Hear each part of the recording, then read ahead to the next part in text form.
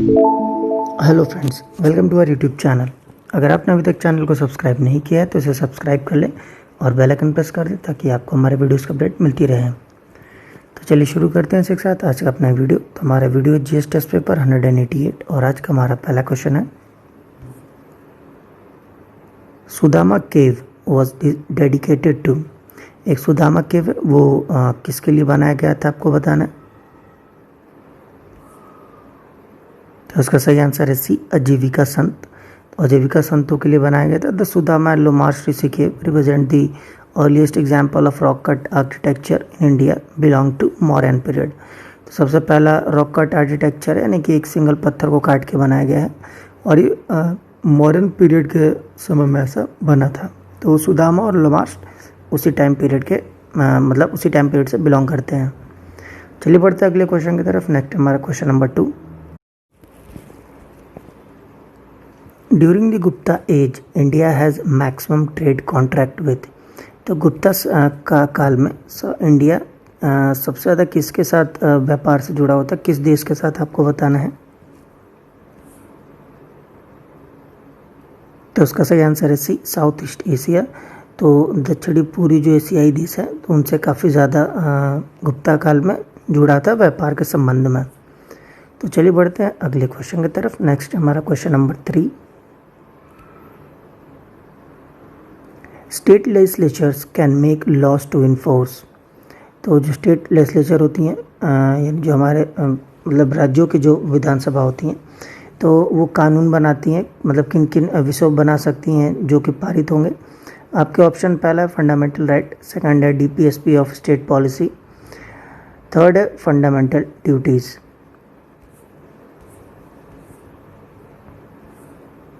तो उसका सही आंसर है डी, 2 और 3 ओनली। यानी सिर्फ डीपीएसपी और फंडामेंटल ड्यूटीज़ के संदर्भ में ही कानून बना सकती हैं, फंडामेंटल राइट के संदर्भ में कानून नहीं बना सकती। Only parliament can make these laws to enforce fundamental right. तो सिर्फ पार्लियामेंट ही कानून बना सकता है जिससे कि फंडामेंटल राइट लागू हो सके। तो चलिए बढ़ते हैं अगले क्वेश्चन की तरफ। नेक्स्ट है हमारा क्वेश्चन नंबर 4।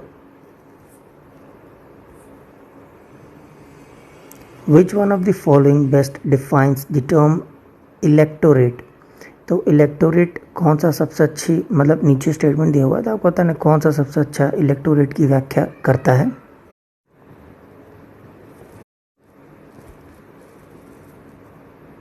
तो उसका सही आंसर है D, the body of citizen who elects those who govern. तो यानी वो नागरिक जो कि इलेक्ट करते हैं, चुनते हैं ताकि लोग उन्हें गवर्न कर सकें। तो चलिए बढ़ते हैं इसी के साथ अपने अगले क्वेश्चन की तरफ। नेक्स्ट है हमारा question number 5। Consider the following statement with reference to fly ऐश।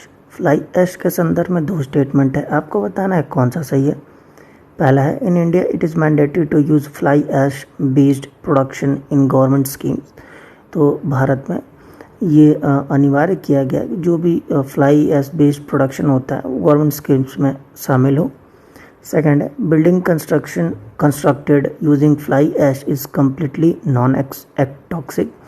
यानी वो बिल्डिंग जो कि फ्लाई ऐश की मदद से बनता है वो कम्प्लीटली नॉन टॉक्सिक है, यानी कि कोई भी उसमें हार्मफुल चीज़ नहीं है। तो आपको बताना है इनमें से कौन सा स्टेटमेंट सही है। तो उसका सही आंसर है सी, बोथ 1 और 2, यानी कि दोनों स्टेटमेंट सही है। Maharashtra became the first state in the country to adopt the fly ash utilisation policy. तो महाराष्ट्र पहला राज्य बना है देश में जो कि फ्लाई ऐश यूटिलाइजेशन पॉलिसी को अपनाया है। तो चलिए बढ़ते हैं इसी के साथ अपने अगले क्वेश्चन की तरफ। नेक्स्ट है हमारा question number 6। In which of the following multilateral forums India and Brazil are not member. तो कौन सी विश्व स्तरीय मल्टीलैटरल फोरम्स है जिसमें भारत और ब्राज़ील दोनों ही हिस्सेदार यानी कि मेंबर नहीं है। आपका ऑप्शन है पहला है G20, सेकंड है IBSA, थर्ड है OECD, फोर्थ है BSC और फिफ्थ है बेसिक।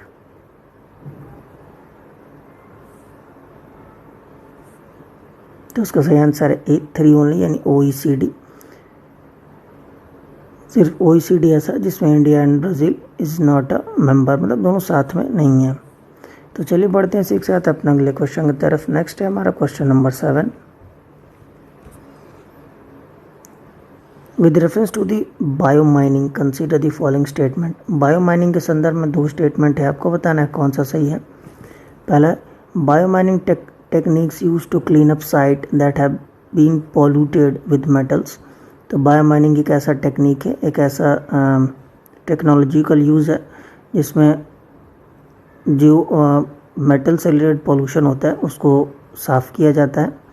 सेकंड है, it involve the use of micro organisms only. तो बायो माइनिंग में माइक्रो ऑर्गेनिज्म का ही सिर्फ इस्तेमाल होता है। तो आपको बताना है इनमें से कौन सा स्टेटमेंट सही है।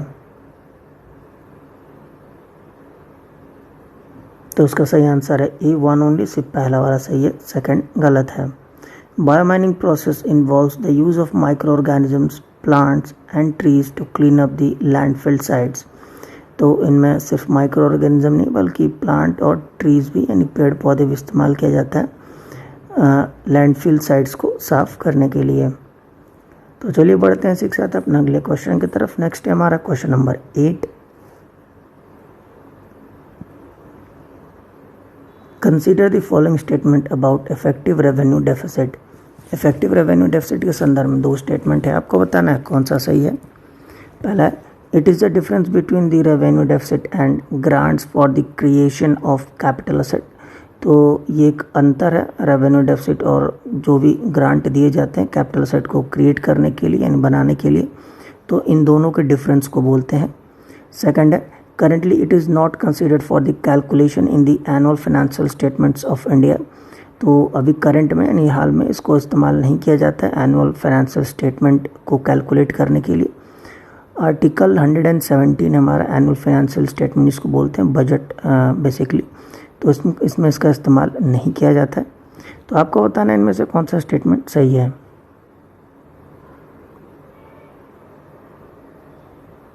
तो इसका सही आंसर है A1 ओनली, सिर्फ पहला सही है, सेकंड गलत है। Effective revenue deficit is a featured in recent budget along with the fiscal and revenue. तो इसको हाल में जो बजट पास हुआ है इसमें फिस्कल और रेवेन्यू के साथ इफेक्टिव रेवेन्यू बजट डेफिसिट को भी रखा गया है। तो चलिए बढ़ते हैं इसी के साथ अपने अगले क्वेश्चन की तरफ। नेक्स्ट है हमारा क्वेश्चन नंबर 9।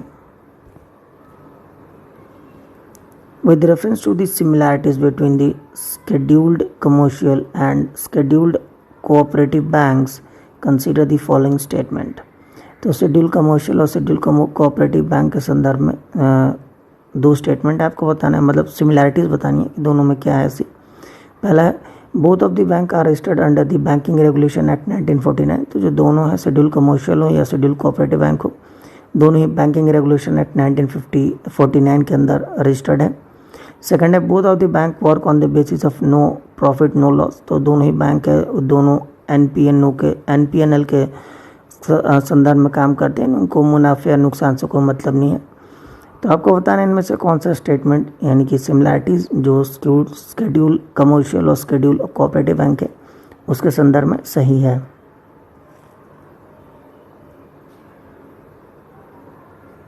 तो उसका सही आंसर है A1 ओनली, सिर्फ पहला सही है, सेकंड गलत है। Commercial banks do not work on the basis of no profit and no loss. सबको पता है कमर्शियल बैंक किसी भी नो प्रॉफिट नो लॉस पे काम नहीं करती हैं। तो चलिए इसी के साथ बढ़ते हैं अपने अगले और आखिरी क्वेश्चन की तरफ। Question number 10। Which one of the following statement is correct regarding the national bank for agriculture and rural development. यानी नाबार्ड के संदर्भ में 4 स्टेटमेंट है, आपको बताना है कौन सा स्टेटमेंट सही है।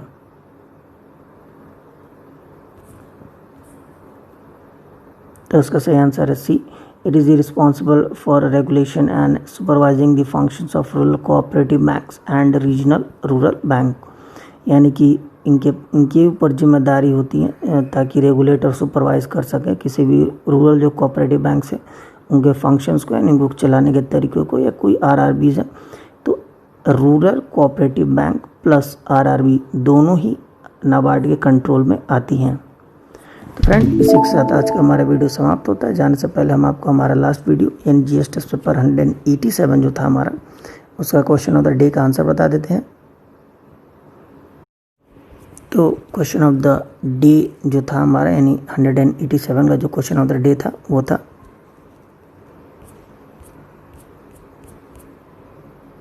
विद्यावर्धी scheme recently seen in the news is an initiative of which of the following state और यूटी। तो विद्यावर्धी जो स्कीम ये किस राज्य या केंद्र शासित प्रदेश का स्कीम है आपको बताना था। तो उसका सही आंसर है सी आंध्र प्रदेश। ये आंध्र प्रदेश गवर्नमेंट का एक स्कीम है। तो चलिए शिक्षा जानने से पहले आज का जीएस टेस्ट पेपर 188 का जो क्वेश्चन ऑफ द डे है हमारा वो आपको बता देते हैं। तो आज का हमारा क्वेश्चन ऑफ द डे है विच of the following island of India has volcanic origin. तो इंडिया का कौन सा ऐसा आइलैंड है जिसका ओरिजिन यानी उत्पत्ति किसी वॉल्केनिक से यानी कि वॉल्केनो बोलते हैं जिसको उससे हुई है। आपका ऑप्शन है ई बैरन आइलैंड, सेकंड है कार निकोबार आइलैंड, सी है लिटिल निकोबार आइलैंड और डी हमारा नॉर्थ अंडमान। तो फ्रेंड्स इसी के साथ आज का हमारा वीडियो समाप्त होता है। जानने से पहले अगर आपको हमारा वीडियो अच्छा लगा हो तो इसे लाइक करें, शेयर करें और हमारे चैनल को जरूर सब्सक्राइब करें। साथ ही आप हमें नीचे कमेंट बॉक्स में हमारे क्वेश्चन ऑफ द डे का आंसर ज़रूर दें।